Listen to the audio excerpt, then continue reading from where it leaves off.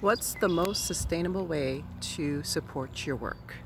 That's a question I get asked often, and there is there's one way to support my work, and then there's a sustainable way. So one way to support my work is to share it.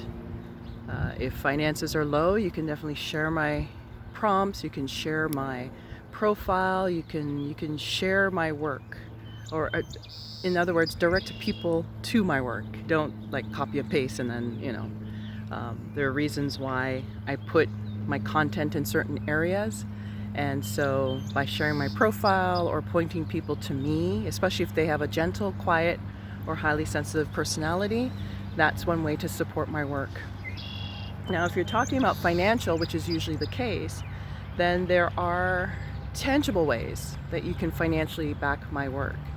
And of course, one way is to send a one-time contribution either through PayPal, or if you're in Canada, you can send an e-transfer. I don't have Venmo or Cash App because those are only for those who are American-based, and in America, they're not designed for international people like myself, who was born and raised in Canada. So PayPal or an e-transfer. But there's a sustainable way to support my work that not only benefits me financially, but benefits you as you continue to walk on this journey in becoming, or to work on this journey in becoming anti-biased and anti-racist. And the most sustainable way that you can support my work is to become a patron. This model works for me because of my primary value, which is independence. I value that over anything else. And so I value autonomy, freedom, independence. Did I say autonomy? Solitude, that sort of thing. So I had to find the business model that would help support my quest and my thirst for independence.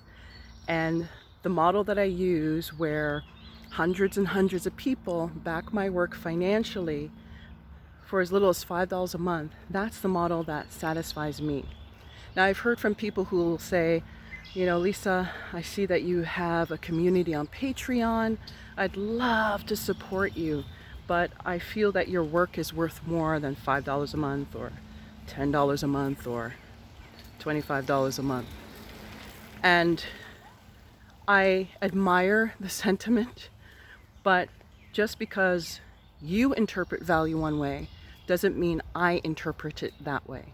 Again, because my primary value is independence and freedom, I've selected a business model that allows me to get my work out into the world without consuming enough or enormous amounts of my time.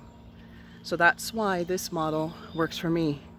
And to be honest, the culture of white supremacy teaches you that you have to be an individual and that you have to do things on your own. This model, where you contribute, where you can pay what you go or pay what you want from 4 pre-select models or 4 pre-select tiers, that allows you to participate in a community of people who are anxious and enthusiastic about becoming anti-biased and anti-racist. So I would challenge you to do a reframe, that instead of looking at it as, or saying to yourself, I only have $5 a month, instead I encourage you to look at it as $5 a month gives me access to a community of people who's going to help smash an oppressive system. Instead of saying, I wish I could do more, say instead, what I can do right now in this moment is enough. I want you to release the need to think or to be embarrassed, not to think, but to be embarrassed or shameful or guilt-ridden about $5 a month, $10 a month, $25 a month, and instead look at it as a sustainable way for you to stay in the work, because that's what I'm all about. Too often people become aware, and the first thing they do is they start to look external to themselves to fight the ugliness that they see. So they donate to organizations. They put together the lists. My goodness, how many anti-racist resource lists have I seen out there? And they do all these things outside of themselves in order to feel as if they're in action, feel as if they're doing something to combat racism, sexism, homophobia, and so on. The problem is that you're going to get tired. You're going to get exhausted. You're going to run out of money. And what then? And then your favorite retail outlet announces a bankruptcy sale, and now all of a sudden your attention is there. So by becoming a patron in my community, it gives you the accountability you need to stay with the work over the next few months, maybe even years. I've had patrons in my community who joined in 2017, 2018, and have been with me ever since. So ask yourself this: what's the most sustainable way that I can stay in the work? And who can I invest in? Whose work can I invest in that allows me to continue to stay the course? Patreon works for me. It honors my primary value of independence. Collectively, we come together, because $5 from one person, yeah, that's not going to do much. It'll buy me a coffee for maybe a day or two, depending on where I go. But $5 times 100, $5 times 200, $5 times 900, 1,000, 10,000. You see, it adds up. And then this collective pool allows me to pay my facilitators. It allows me to hire a virtual assistant.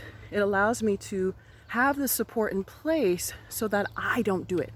Because I tell you, if I get stuck in details, nothing gets done. So I hire people who are really smart in those areas to free me up to do the researching, to do the writing, to do the exploration that I need to do so that I can bring you wisdom so that you become a better ancestor. So for all those reasons, I invite you to become a patron in my community. Link is in my profile. And I welcome you, especially if you have a gentle, quiet, or highly sensitive personality. The process that I use to help you sustain and to continue with this work aligns with those who do have a sensitive, shy personality, because what I want you to do is to stop using your sensitivity as an excuse and instead start to look for the tools that will help you to stay in this work over the long haul.